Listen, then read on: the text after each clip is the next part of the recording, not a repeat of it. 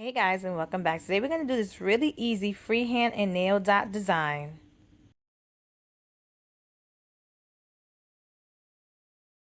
So I already painted my nails with this gold polish. It's really pretty. I do love this polish. It's got like a sheen look to it. It's a really pretty color. Then using my black nail striper, I'm just going to draw two lines in a curve. I'm going to make them intertwine with one another. And this is a really easy, simple design that anyone can recreate. I didn't go crazy with it. I wanted to show you that anyone can do a easy and quick nail design. Then just to tie it all together, I just added some dots. Now you can leave the design on its own, or you can add as many dots as I did, or you can go crazy and add dots all along the lines. It's all up to you. And once I was done, I applied a quick dry top coat. This is a really simple and easy design. I hope you liked it. And here's the finished look. And if you like this look, please give it a thumbs up and subscribe to my channel to get updates on when I upload new videos.